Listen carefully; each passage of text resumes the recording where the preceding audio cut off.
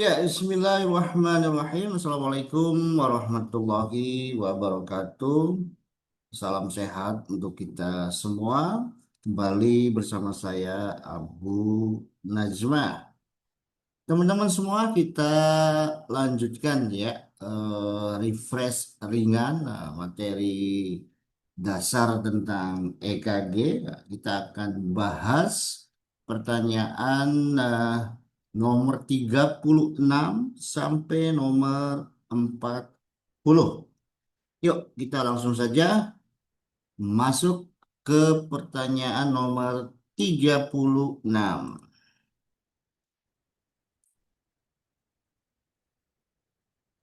Diketahui ya, lid 2 panjang mempunyai dua gelombang P positif kecil. Positif kecil kurang dari satu kotak kecil. Kemudian kompleks Ceresnya lebar dan gelombang T-nya terbalik atau inverted, iramanya irregular atau tidak teratur. Apakah masih dikatakan irama sinus?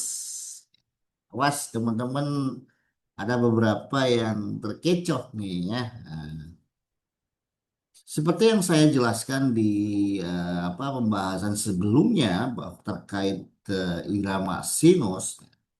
Jadi untuk ciri EKG dikatakan sinus atau irama sinus, teman-teman cukup lihat gelombang P-nya saja seperti apa. Jilid berapa Pak Bu? Cukup jilid 2 atau jilid AVR atau kedua lead ini udah cukup teman-teman ya. Oke. Jadi kalau menemukan gelombang P positif walaupun kecil liwil-liwil yang penting positif, kita yakin itu positif ya, mau satu mau dua mau tiga, yang penting kecil apa positif ya di lead 2 atau terbalik di lead AVR ya, jangan ragu teman-teman sedang menghadapi EKG dengan sumber utama pacemaker berasal dari SA node. Udah itu aja teman-teman. Jadi nggak usah mikirin kompleks QRS. Jangan mikirin gelombang T. Ya, mau kompleks QRS-nya lebar atau sempit. Mau gelombang T-nya inverted atau tidak. Axis segmennya depresi atau elevasi. PR intervalnya memanjang atau memendek. Yang penting P-nya positif. Ya, tolong digarisbawahi, P-nya positif, di lead 2 mau ada satu mau ada dua, asalkan morfologi atau bentuk gelombang P-nya tidak seperti gigi gergaji atau membentuk seperti fibril, nah, ya atau bergetar, jangan ragu ya, itu irama sinus ya. Jelas ya. Jadi jawabannya yang betul apa? Ya B jawabannya ya. Masih irama sinus. Karena ada gelombang P positif di lid 2. Ya nggak usah mikiri ya yang lain-lainnya teman-teman. Jelas ya? Nah, yang masih bingung coba deh dibaca lagi pembahasan-pembahasan sebelumnya ya begitu. Oke teman-teman, kita lanjut ya ke pertanyaan nomor 37. Kapan kita merekam lead tambahan? Jadi lead tambahan itu ada V7, V8, V9 ya teman-teman. Kemudian ada lagi V2R, V3R, V4R. Jadi V7, V8, V9 ini eh, tidak wajib dilakukan ya gitu. Intis aja. Jadi untuk merekam area posterior atau bagian belakang jantung. Oke. Sedangkan yang V2R, 3R, 4R itu juga intis aja, dilakukannya nggak wajib ya untuk kasus tertentu saja ya. Itu V2R, 3R, 4R itu atau mau semuanya sampai 6R juga boleh. Itu untuk merekam ventricle kanan. Ya, nah Kapan lead tambahan ini harus direkam, Pak Abu? Nah, yang A, jika ada instruksi dokter, wah teman-teman kalau kita jaga di UGD dokternya lagi ke belakang ya, atau lagi istirahat, kemudian ada pasien mengeluh nyeri dada yang khas, terus harus nunggu apa namanya dilakukan perekaman EKG, aduh kebangetan teman-teman. Ataupun kalaupun ada dokternya, kita baca EKG, kemudian harus nunggu kapan harus direkam P789. Wah itu kebangetan kalau zaman now ya gitu. Kalau zaman dulu mungkin kita masih nunggu instruksi dokter.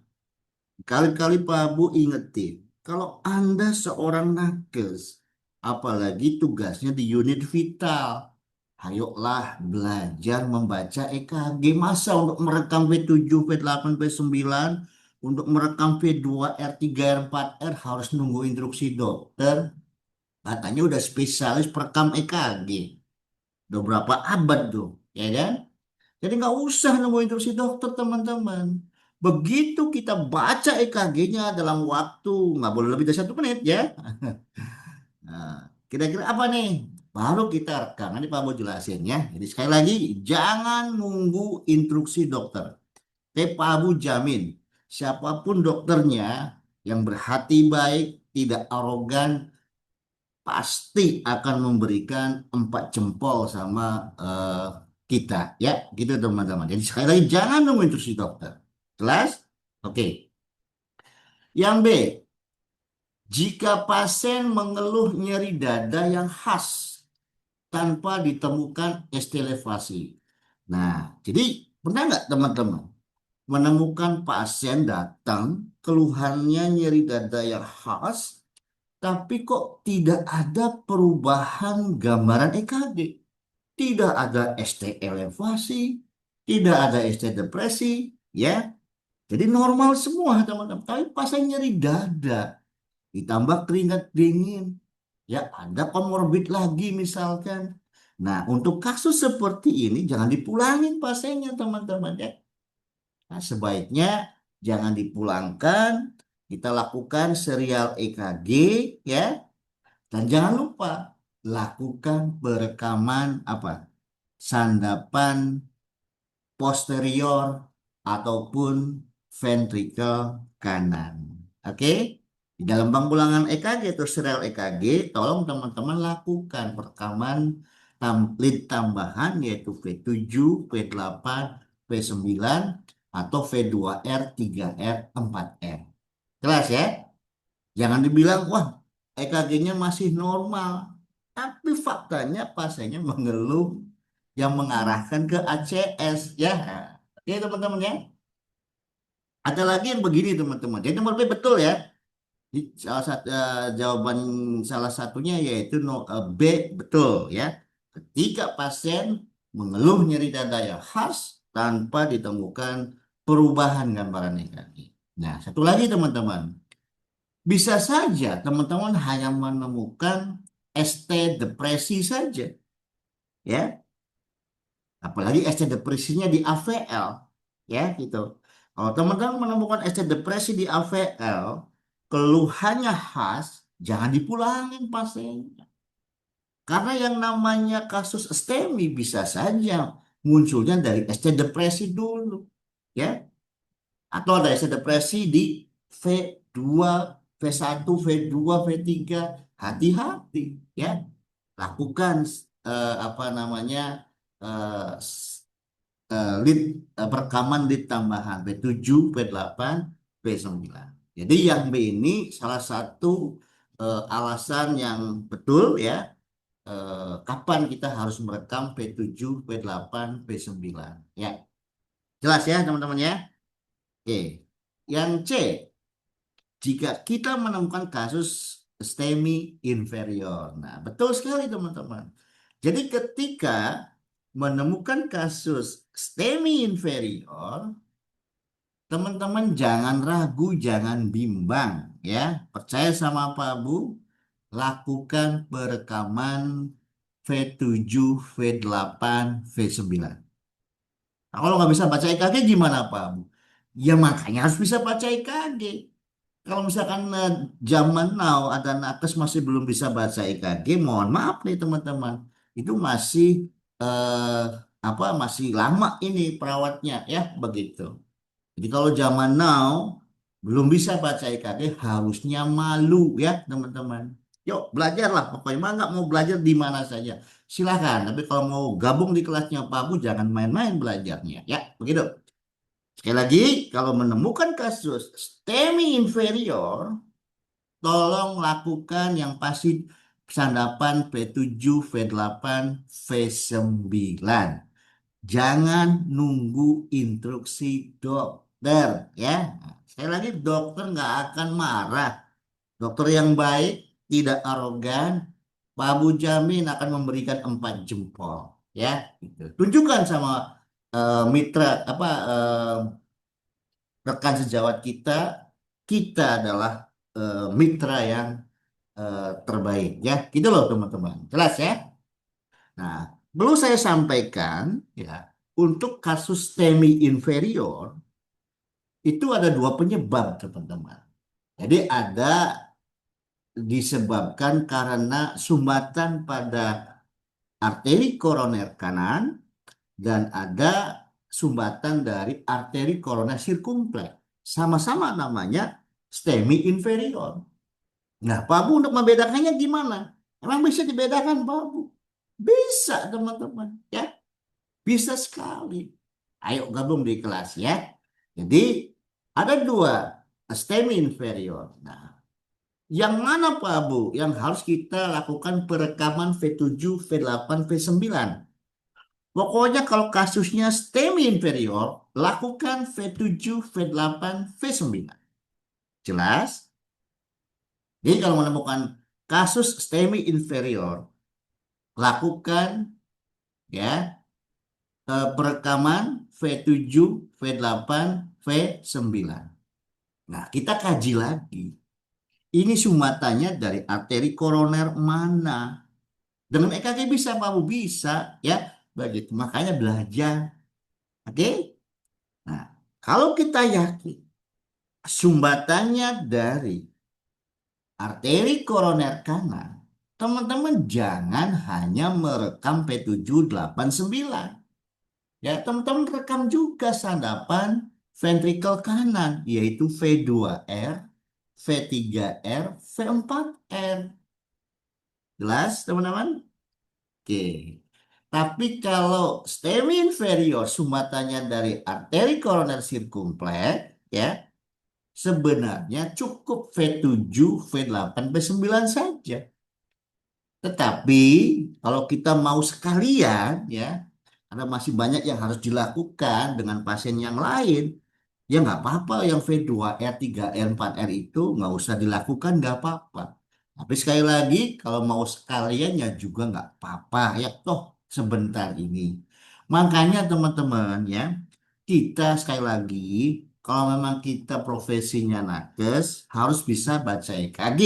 Apalagi tugasnya di unit vital. Jangan cuma merekam EKG, sudah dirapikan, pasiennya sudah istirahat, ya kan? Kemudian dibangunin untuk jangan seperti itu teman-teman ya. Nah, banyak kan kejadian seperti itu di lapangan ya. Jadi kalau teman-teman tahu alasannya kenapa pada kasus ACS pasiennya harus diistirahatkan. Hindari hal-hal yang menstimulasi aktivitas simpatis. Ya enggak? Jangan emosi, jangan cingkrak-cingkrakan, jangan aktivitas yang itu harus istirahat. Ya. Nah, jadi makanya kalau misalkan nih teman-teman masih belum bisa baca EKG, ya eh, setelah dilakukan perekaman EKG yang standar 12 lead, ya, kemudian ada dokter minta dilakukan perekaman V7, V8, V9 atau V2R, V3R, 4R. Kita lihat dulu pasiennya lagi tidur apa lagi eh, tenang gitu, lagi santai gitu loh. Maksudnya lagi terjaga gitu. Kalau lagi tidur jangan diganggu teman-teman. Toh kita udah tahu ini ada kasusnya STEMI inferior. Tinggal dikaji saja berapa onsetnya, lakukan atau berikan ini apa inisial terapi, berikan reperkusi secepatnya, ya gitu. Ngapain harus nunggu yang V7, V8, V9 atau V2R3R4R, ya kan? Lakukan reperkusi, ya. Kalau pasien lagi tidur misalnya gitu ya. Tapi kalau lagi terjaga silakan, ya gitu loh. Terus kapan melakukannya Pak Bu? Kalau pasien lagi tidur ya nggak apa-apa, nanti aja juga ya, gitu. Toh kita udah tahu ini masalahnya apa, ya kan? Keluhannya positif, khas koroner, ya ada perubahan gambaran EKG-nya, yaitu STEMI inferior. Ya, ngapain kita harus nunggu V7, V8, V9 untuk melakukan intervensi yang seharusnya cepat dilakukan, ya. Nah, ya biarkan aja dulu pasiennya istirahat, ya. Kita siapkan apa yang harus dilakukan oleh oleh untuk pasien ini yang cepat dan tepat. Itu loh teman-teman, ya, gitu. Maka dari itu teman-teman, ya, kita harus bisa baca EKG. Sekali lagi berkali-kali kita Pak Abu ngomong harus bisa baca EKG.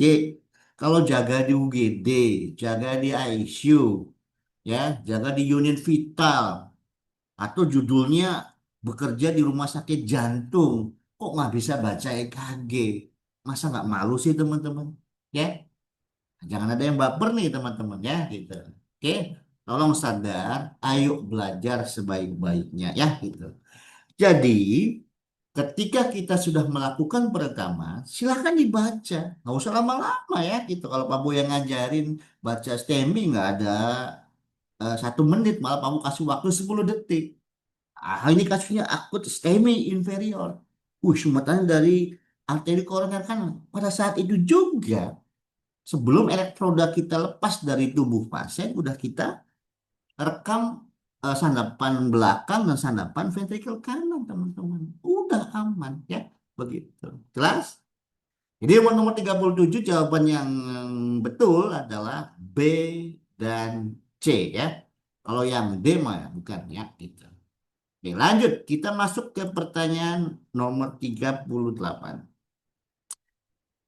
Kenapa pada EKG yang normal, salah satu cirinya yaitu adanya P positif di lead 2 dan ada P negatif di AVR pada EKG normal, ya. Nah, karena kalau pada EKG yang normal, sumber utama pacemakernya, sumber utama listriknya, sumber utama PLTA-nya, gensetnya berasal dari S anode, teman-teman.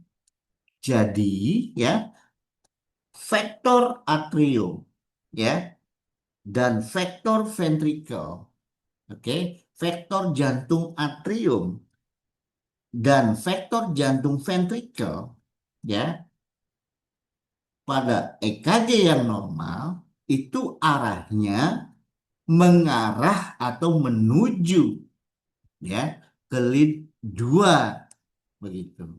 Tapi meninggalkan lead AVR, teman-teman. Ya, jadi elektroda lead 2, ya, masih searah atau dituju oleh vektor jantung atrium dan vektor jantung ventrikel. Teman-teman boleh ngomong vektor atrium atau aksis jantung atrium juga boleh, ya. Atau bisa ngomong vektor jantung ventrikel atau aksis jantung ventrikel juga boleh, ya. Jangan gagal paham, ya, gitu. Jadi dua-duanya arahnya mengarah atau menuju elektroda positif lead 2. Jelas? Tapi ingat meninggalkan lead AVR. Jangan lupa, lead 2 elektroda positifnya ada di jam 5, ya. Lead AVR elektroda positifnya ada di jam 10. Nah, vektor atrium, vektor jantung atrium atau aksis jantung atrium arahnya ke arah kiri bawah, arah jam 5, ke arah jam 4, jam 5. Jadi menuju lead 2, meninggalkan lead AVR. Makanya lead 2-nya selalu positif pada EKG yang normal dan selalu P-nya terbalik atau negatif di lead AVR. Begitupun juga vektor jantung ventrikel atau aksis jantung ventrikel arahnya mengarah ke kiri bawah atau mengarah ke jam 4 jam 5 searah atau menuju lead 2 tapi meninggalkan AVR. Makanya kompleks QRS di lead 2 selalu pada EKG yang normal selalu positif defleksinya ya. Di lead AVR defleksinya selalu negatif. Jadi dominannya negatif di AVR, dominan positif di lead 2 ya kalau pada EKG normal. Jelas ya? Jadi jawaban yang tepat adalah A karena letak atau posisi elektroda positif lead 2 masih searah atau dituju oleh aksis jantung atrium maupun aksis jantung ventrikel. Jelas ya? Oke, kalau yang masih bingung, nah ini udah, kalau nggak salah udah Pak Abu jelaskan kok ada di video yang free ya, itu ya kan ada 1 sampai 10 video free ya gitu. Silakan ditonton ya teman-teman. Ini kan hanya refresh aja ya gitu. Lanjut. Pertanyaan nomor 39. Diketahui lead AVR lead AVR panjang ya mempunyai gelombang P positif tapi tidak menyatu dengan kompleks QRS. Dari manakah sumber pacemaker atau sumber impulsnya? Nah, kalau teman-teman menemukan EKG seperti ini, ya, kalau belajarnya tidak lengkap, pasti bilangnya dari apa? Avenue, ya nggak? Pasti bilangnya dari Avenue. Bukan dari Avenue, teman-teman ya. Barangkali ada yang menduga atau menjawab dalam hati ini dari Avenue karena P-nya positif di lead 2, ya kan? Oke. Nah, kalau kita lihat di lead 2, P-nya negatif, teman-teman. Tapi P-nya positif di lead AVR. Itu kalau sumbernya dari area Avenue atau di sekitar Avenue gitu, teman-teman. Tapi apa yang membedakan sumber pacemaker yang dari avenut dengan sumber pacemaker yang di sekitar avenut atau di bagian bawah atrial?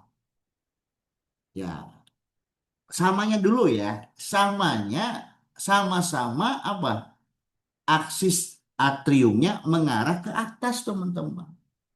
Meninggalkan lead 2 ya, sehingga di lead 2 atau kalau kita lihat di lead 2 gelombang P-nya terbalik. Ya kan? Yang dari avenut sumber pacemakernya P-nya akan terbalik. Yang dari bagian bawah atrial juga atau sekitar atrial bagian bawah P-nya terbalik juga dari itu.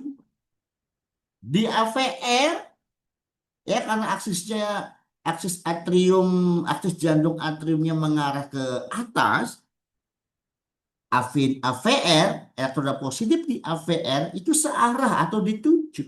Maka gelombang P di AVR, jika sumbernya dari avenut atau di sekitar avenut atau di bawah di area bawah atria, sama-sama P-nya positif di AVR, teman-teman. Makanya banyak yang terkecoh nih, ya.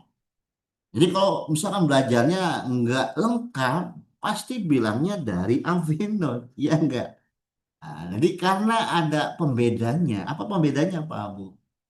Di sini kan di pertanyaan ada apa namanya? Nah ini P positif tapi tidak menyatu dengan kompleks QRS. Kelihatan nggak kursornya nih teman-teman ya?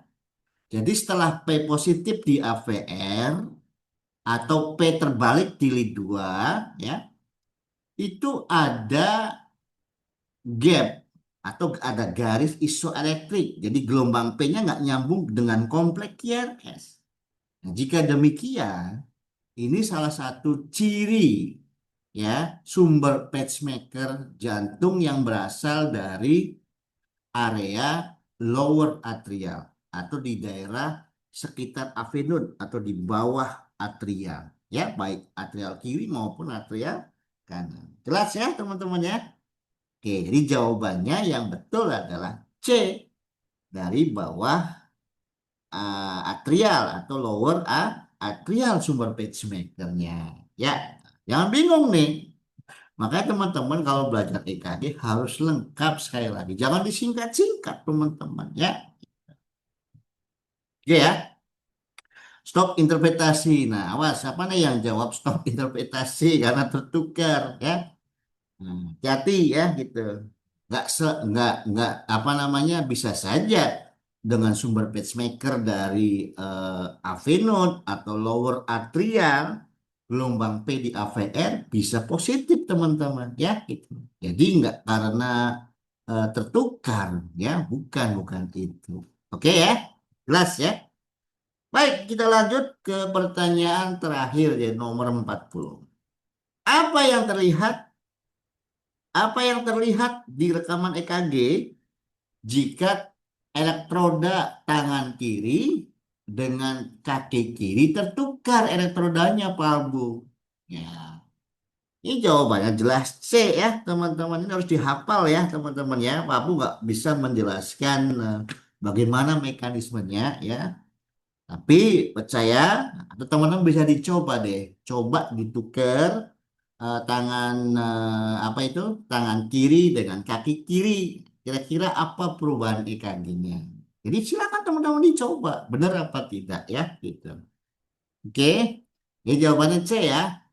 Kalau yang tertukar tangan kiri dengan kaki kiri, maka perubahan EKG-nya di lead 3 ya, gelombang P-nya terbalik, kompleks QRS-nya dominan negatif, T-nya negatif. Jelas? Itu apa namanya gambaran EKG yang akan terlihat ya. Nah, kalau mau tahu apa adanya adanya tertukarnya leadnya, kan Pak Bu jelaskan di eh, minggu kemarin ya gitu. Silakan teman-teman simak video audio pertanyaan 30 berapa itu? 30 ya, 30 sampai 31 sampai 35. Ya, silakan. Bisa dilihat lagi ya, disimak lagi. Ya, cukup ya teman-teman ya. Sekali lagi Pak Bu ingetin ya, belajar EKG tidak sesulit yang Anda bayangkan ya. Asalkan bisa fokus dan sungguh-sungguh saat proses belajar. Dan jangan pernah main-main saat belajar EKG. Apalagi belajarnya dengan Pak Abu. Ya, Pak Abu nggak akan membuat skat-skat EKG dasar atau konsep dasar EKG. Pak Abu mulai dari nol, step by step dari A sampai Z. Tolong kuasai dari A sampai Z. Kalau sudah menguasai, insya Allah bisa baca EKG. Nah, untuk memperlancar, silakan banyaklah berlatih dan berlatih, teman-teman. Itu aja kok kuncinya. Ya, jangan pilih apa kalau orientasi cuma nyari untuk sertifikat, untuk perpanjangan SIP atau lain sebagainya ya silakan. Tapi kalau untuk bisa baca EKG yang semestinya, tolong kuasai semua materinya, kemudian banyaklah berlatih. Oke, teman-teman ya. Wabu akhiri wabillahi taufiq wal hidayah. Wassalamualaikum warahmatullahi wabarakatuh. Terima kasih, sampai ketemu minggu